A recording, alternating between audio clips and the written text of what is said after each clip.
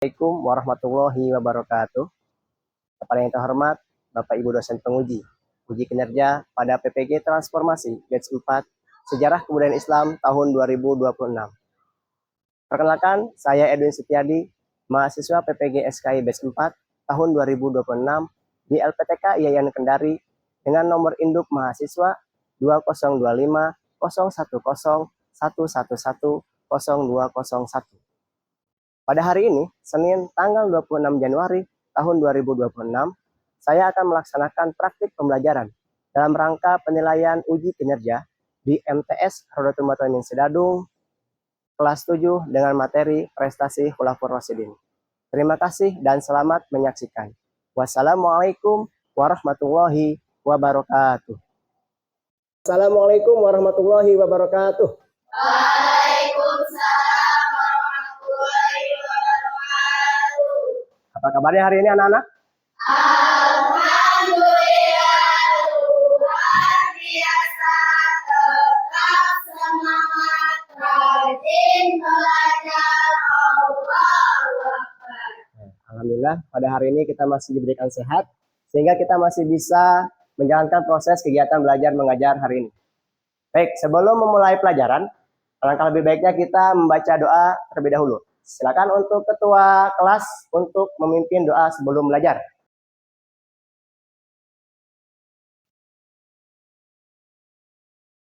Bismillahirrahmanirrahim. Rabbi israh li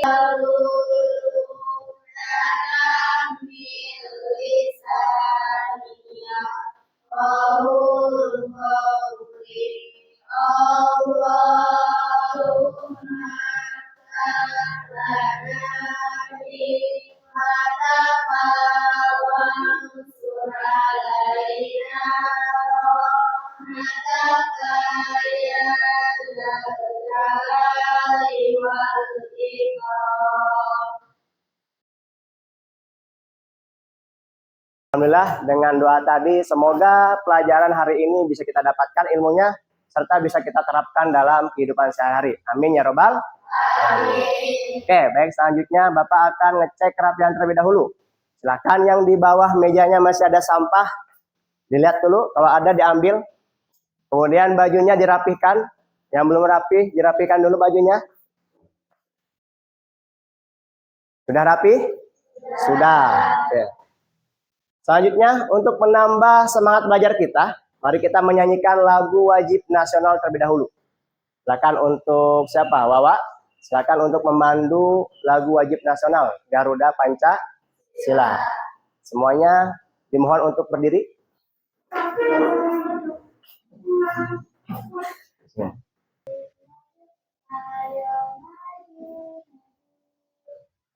Garuda Pancasila, akulah pendukungmu. Patriot proklamasi, ayo maju, maju, ayo maju, maju. Nah, silakan untuk kembali. Nah, semoga dengan lagu tadi semangat belajar kita tidak kalah dengan semangat para pahlawan kita yang telah berjuang untuk kemerdekaan Indonesia. Oke, sekarang Bapak akan mengecek kehadiran kalian. Hari ini siapa aja yang tidak hadir? Safira. Safira sama siapa?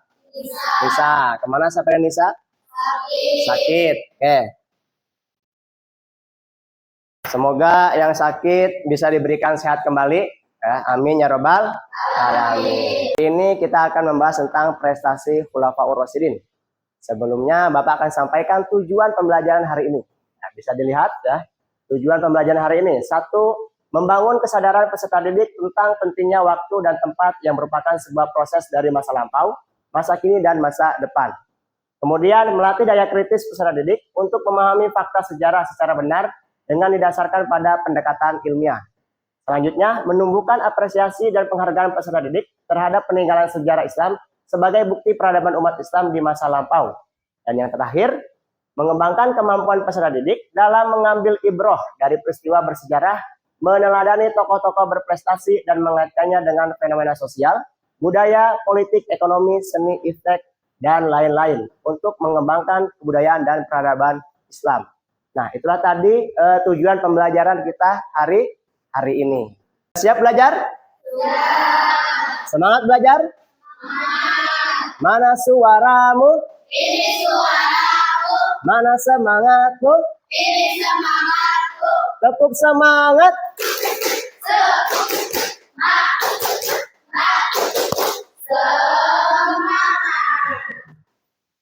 Sebelum Bapak menyampaikan materi hari ini, Bapak akan menanyakan materi sebelumnya. Masih ingat materi sebelumnya apa?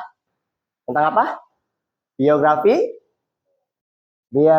Khulafaur Rasyidin. Oke, coba Bapak akan tanya terlebih dahulu ya. Ada 4 Khulafaur Rasyidin. Ya, siapa yang tahu sebutkan? Angkat tangan. Oke. Bilqis apa? Oke, bagus. Tadi apa yang pertama? Abu Bakar As-Siddiq. Yang kedua?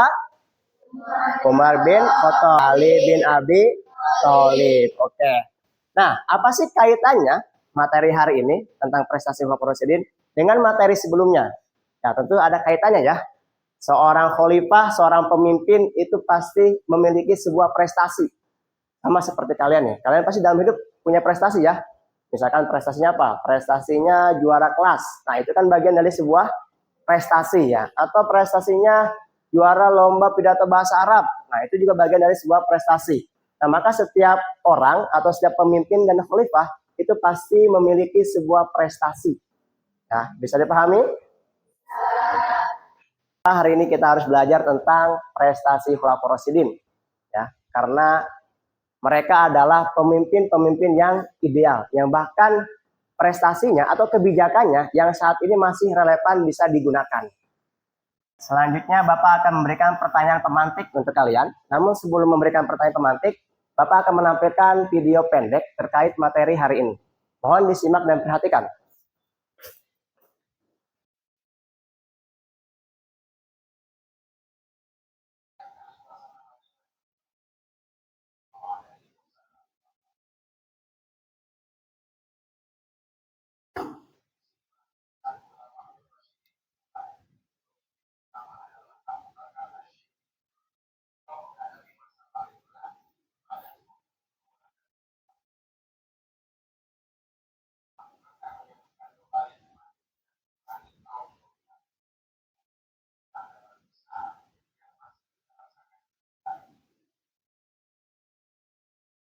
Baik, dari video tadi, apa warisan terpenting yang relevan yang hari ini masih bisa digunakan? Ada yang bisa tanya? Jawab?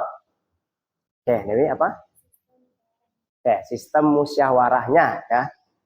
Sistem musyawarah, Islam itu mengenal dengan sistem musyawarah ya, atau istilah orang itu disebutnya demokrasi. Jadi segala keputusan itu harus dilakukan dengan musyawarah. Kita memilih ketua kelas ya harus dengan menggunakan sistem musyawarah, jangan asal tunjuk ya. Sekarang Bapak akan menjelaskan materi hari ini tentang prestasi Khulafaur Rasyidin yang nanti akan disampaikan melalui akan ditayangkan melalui PowerPoint. Mohon diperhatikan. Oke, sekarang materi hari ini ada tentang prestasi Khulafaur Rasyidin. Kita bahas satu-satu. Yang pertama, prestasi Khalifah Abu Bakar As-Siddiq. Ada menumpas kelompok pembangkang, kodifikasi Al-Quran, dan perluasan wilayah. Baik, kita bahas satu persatu. Menumpas kelompok pembangkang. Nah, beberapa suku Arab yang berasal dari Hijaz dan Najd menyatakan murtad atau membangkang kepada khalifah baru atau sistem yang baru ya. Jadi ketika ketika Rasulullah wafat, ternyata banyak beberapa suku yang tidak lagi mau tunduk terhadap pemerintahan yang baru ya, atau pada masa Abu Bakar As-Siddiq, karena mereka menganggap perjanjian itu hanya dengan Rasulullah. Nah, setelah Nabi wafat ya, maka perjanjian itu hilang ya. Kemudian selain daripada itu ada juga yang menolak membayar zakat sebagian golongan yang lain kembali memeluk agama dan tradisi lamanya, yaitu menyembah berhala ya. Berarti mereka kembali lagi menyembah apa tuh? Menyembah patung dan benda-benda langit ya, benda-benda langit. Kemudian ada yang mengaku sebagai nabi, diantaranya adalah Musailimah al-Kadzab dan Tulaiha bin Walid al-Asadi. Nah, ternyata kemudian bagaimana sikap Abu Bakar As-Siddiq terhadap kelompok-kelompok pembangkang ini? Abu Bakar As-Siddiq melakukan peperangan atau perlawanan terhadap kelompok-kelompok yang pembangkang ini. Namun sebelumnya Abu Bakar As-Siddiq pernah mengajak untuk damai, dan nanti sebagian ada yang damai, sebagian lagi ada yang menolak dan mengikuti ajaran Nabi palsu ini. Nah, nanti dalam peperangan itu dimenangkan oleh kaum muslim ya. Terus kasih Al-Quran. Oke. Dapat perang yang berlangsung, banyak para penghafal Al-Quran yang gugur ya. Kemudian atas inisiatif Umar bin Khattab, Abu Bakar diberi saran agar memulai membukukan Al-Quran. Karena yang dikhawatirkan adalah Al-Quran akan hilang. Karena banyaknya para penghafal Al-Quran yang gugur dalam peperangan melawan kelompok-kelompok pembangkang tadi ya. Ketika meninggal, mushaf Al-Quran yang sudah dikumpulkan itu disimpan di putrinya Umar bin Khattab yang bernama siapa? Hafsah bin Umar. Kemudian perluasan wilayah. Nah, di zaman Khalifah Abu Bakar Siddiq, perluasan wilayah tidak begitu signifikan, tidak begitu luas, dikarenakan Abu Bakar As-Siddiq itu menjabat selama 2 tahun. Jadi masa yang begitu sebentar, singkat, jadi nggak begitu luas ya perluasan wilayahnya. Ditambah Abu Bakar As-Siddiq sedang sibuk mempersoalkan masalah internalnya, yaitu melawan kelompok-kelompok pembangkang. Oke, selanjutnya prestasi Khalifah Umar bin Khattab.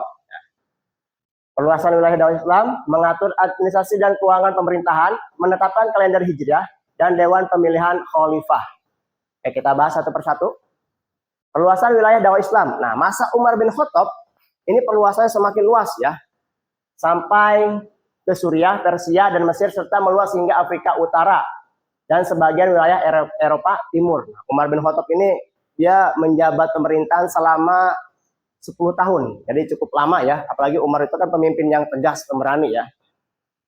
Kemudian Khalifah Umar bin Khattab membagi wilayah Islam menjadi 8 provinsi serta menunjuk seorang gubernur untuk memerintah wilayah tersebut ya. Jadi karena semakin luasnya wilayah Islam, maka Umar bin Khattab membagi wilayahnya tuh menjadi provinsi ya, seperti di Indonesia. Mengatur administrasi dan keuangan pemerintahan. Administrasi pemerintahan diatur menjadi 8 wilayah provinsi tadi ya. Ada Mekah, Madinah, Syria, Jazirah Arab, Basra, Kufah, Palestina, dan Mesir. Kemudian membentuk Baitul Mal dan Dewan Perang. Apa sih tugasnya? Tugasnya adalah mengurusi keuangan negara. Kemudian Dewan Perang itu bertugas mencatat administrasi ketentaraan. Terus, ketiga, menetapkan kalender Hijriah. Nah, ini sebagai patokan kalender umat Islam ya. Khalifah Umar bin Khattab menetapkan permulaan tahun Islam pada saat Nabi Muhammad SAW hijrah dari Mekah ke Madinah. Kemudian lanjut, Dewan Pemilihan Khalifah. Nah, di masa Umar bin Khattab, Umar membentuk Dewan Pemilihan Khalifah. Kalau di Indonesia itu kayak DPR-nya ya, Dewan Perwakilan Rakyat ya. Karena untuk menggantikan Umar, yang dikhawatirkan Umar bin Khattab nanti meninggal dunia, siapa yang akan meneruskannya? Jadi dibentuklah Dewan Pemilihan Khalifah. Oke, selanjutnya prestasi Khalifah Utsman bin Affan. Yang pertama ada kodifikasi Al-Quran, kemudian ada renovasi Masjid Nabawi, ada pembentukan angkatan laut, dan perluasan wilayah dakwah Islam. Oke, bahas satu persatu. Next. Kedua ada renovasi Masjid Nabawi. Nah, kemudian diperluas pada masa Umar bin Khattab. Kemudian diperluas lagi tuh dan direnovasi pada masa Utsman bin Affan. Nah, karena kan penduduk umat Muslim itu semakin banyak, nah, maka harus diperluas masjidnya. Nah, kalau masih sempit, sholatnya nanti nggak muat ya, makanya harus diperluas. Terus pembentukan angkatan laut. Nah, ini angkatan laut pertama kali umat Muslim ya, yang sebenarnya sudah diusulkan sebelum-sebelumnya, namun baru terrealisasi, baru terlaksana ketika masa Utsman bin Affan. Itu laut adalah untuk melindungi wilayah Afrika, Siprus hingga Konstantinopel yang banyak diliputi lautan. Nah, masa Utsman bin Affan ini kan Islam semakin luas ya. Beliau itu menjabat selama 12 tahun, khalifah paling lama ya. Nah, yang nantinya penyebaran dakwah Islam itu semakin luas sampai ke wilayah Eropa, ke Asia, bahkan sampai ke Indonesia itu melalui terus perluasan wilayah dakwah Islamnya tadi ya. Masa Utsman bin Affan itu Islam semakin lebih luas dakwahnya ya, karena Utsman bin Affan itu menjabat selama 12 tahun, khalifah paling lama daripada khalifah yang lain. Oke, yang keempat, prestasi Khalifah Ali bin Abi Thalib. Satu, mengganti pejabat yang kurang cakap. Nah, memberantas korupsi. Pada masa Utsman bin Affan ya, sebelum Ali bin Abi Thalib nih, ternyata ada beberapa yang melakukan korupsi. Nah, kemudian menyita harta para penjabat yang diperoleh secara tidak benar. Nah, harta yang disita disimpan di mana? Disimpan di Baitul Mal ya, tempat keuangan itu. Terus membenahi keuangan negara, Baitul Mal. Tadi ya, pada masa Khalifah Utsman bin Affan banyak kerabatnya yang diberi fasilitas. Nah, nanti hasil korupsinya, fasilitas negaranya itu nanti disimpan di Baitul Mal ya. Dan itu nanti untuk apa? Keperluannya untuk kepentingan rakyat ya, bukan kepentingan khalifah sendiri ya. Terus memajukan ilmu nahu. Nah, pada masa Khalifah Ali bin Abi Thalib, penulisan huruf hijaiyah belum dilengkapi dengan tanda baca seperti kasroh, fathah, domah, dan sa'dah ya. Jadi itu baru mulai ada pada masa Khalifah siapa? Ali bin Abi Thalib ya. Jadi kitabnya kayak kitab gundul gitu. Al-Qur'annya masih gundul ya. Kalau kita nggak bisa belajar nahu, yang nggak paham nahu ya sulit untuk membacanya. Pengetahuan agama ya. Jadi pada masa Ali bin Abi Thalib, perkembangan ilmu pengetahuan itu semakin maju ya. Oke, tentang prestasi Khulafaur Rasyidin. Kalau ada yang masih belum dipahami atau kurang jelas, silakan untuk ditanyakan. Silakan yang bertanya diangkat tangannya. Ubah.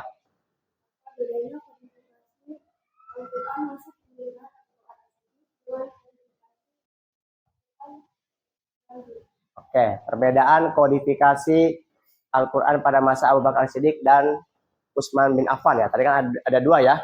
Oke, perbedaannya adalah kodifikasi pada masa Abu Bakar itu tujuannya adalah untuk mengumpulkan naskah atau mushaf Al-Quran, karena kan banyak tuh penghafal Al-Quran yang gugur, yang meninggal dunia ya. Dikhawatirkan keberadaan Al-Quran itu akan hilang. Nah, sedangkan mushaf Al-Quran pada masa Utsman itu bertujuan untuk menstandarisasi cara bacaan Al-Quran, dialek Al-Quran. Kan suku Arab itu kan, Arab itu kan banyak suku-sukunya, ada non-Arab kan. Jadi menggunakan bahasanya dialek orang-orang Arab Quraisy. Gimana, paham semuanya? Nanti ada tugas kelompok, namun sebelumnya, masih semangat belajarnya? Masih. Mana suaramu? Ini suaraku. Mana semangatmu? Ini semangatku. Tepuk semangat.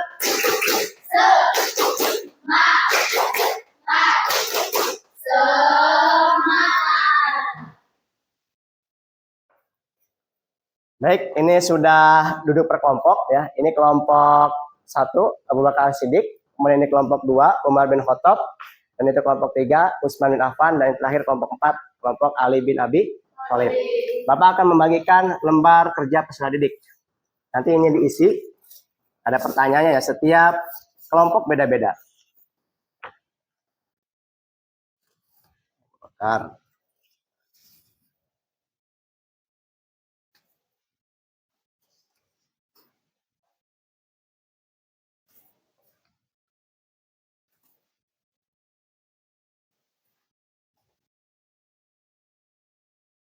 Ya, silakan itu diisi ya, diisi di lembar kertas yang tadi yang kosong. Itu ada jawaban, ada 2 pertanyaan.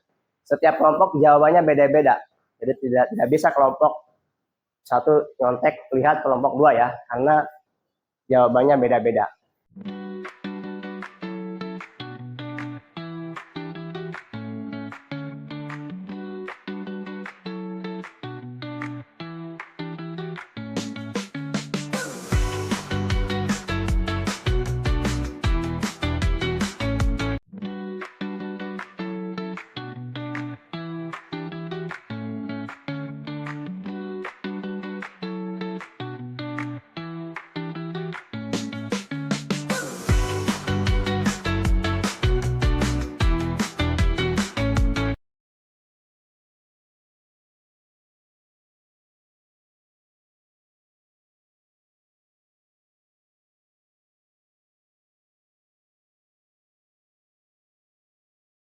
Tugas kelompoknya? Kalau sudah, Bapak ingin minta masing-masing kelompok untuk menjelaskan hasil diskusi kelompoknya. Misalkan untuk kelompok 1, kelompok Abu Bakar As-Siddiq.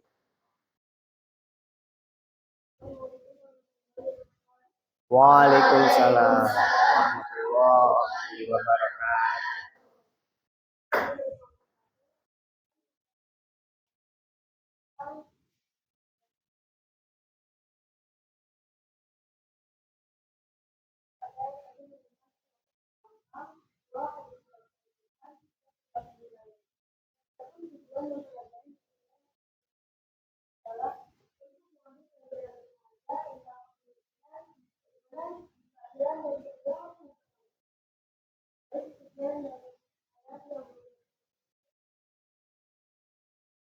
Waalaikumsalam warahmatullahi wabarakatuh.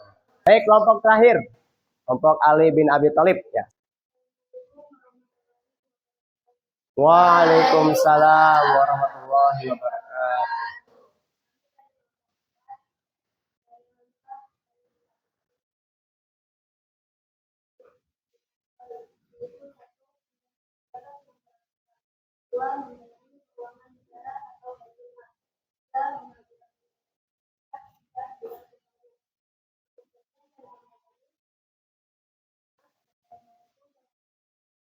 Waalaikumsalam warahmatullahi wabarakatuh.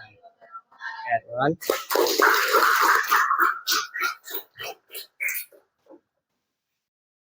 Materi diskusi sudah selesai, diskusi kelompok sudah selesai.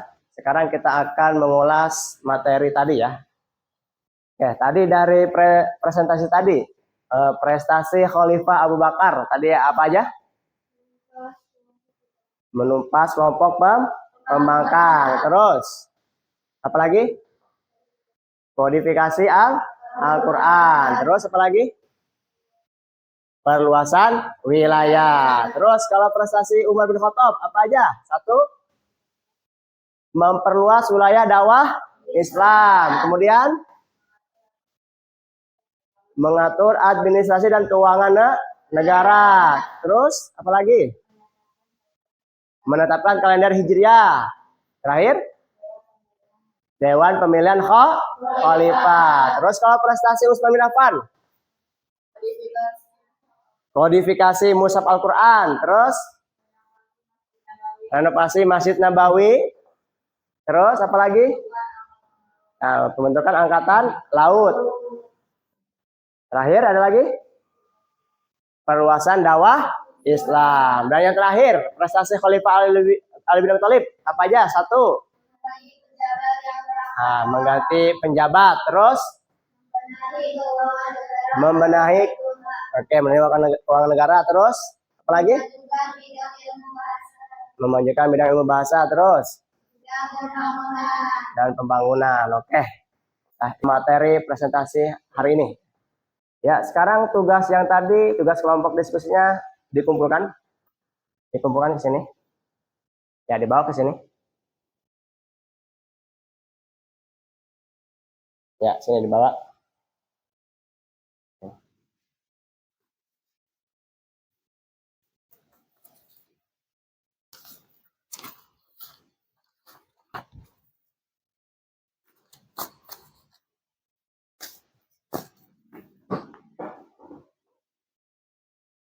Oke, baik. Bagaimana pelajaran hari ini? Menyenangkan? Suka dengan pelajaran SKI? Bisa dipahami semuanya? Alhamdulillah. Oke, sekarang silakan dirapikan, buku-bukunya dimasukkan. Kalau ada sampah di kolong mejanya, mohon untuk diambil. Ya, dimasukkan, ini bukunya dimasukkan.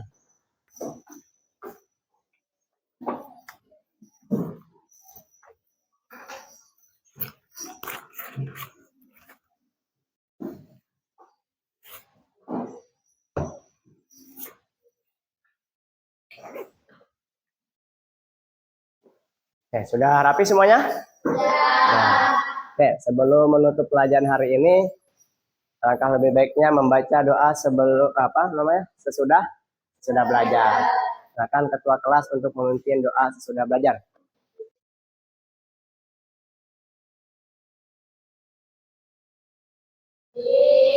Bismillahirrahmanirrahim.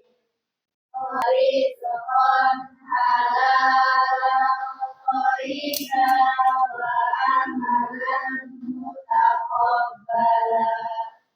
Walhamdulillahi rabbil alamin. Baca doa sudah selesai. Selanjutnya Bapak akan menyampaikan untuk pertemuan selanjutnya. Pertemuan selanjutnya nanti kita akan membahas tentang sejarah Daulah Umayyah. Apa tadi? Sejarah Daulah Umayyah. Oke, mungkin cukup sekian materi hari ini. Tetap semangat dan sampai bertemu di materi selanjutnya.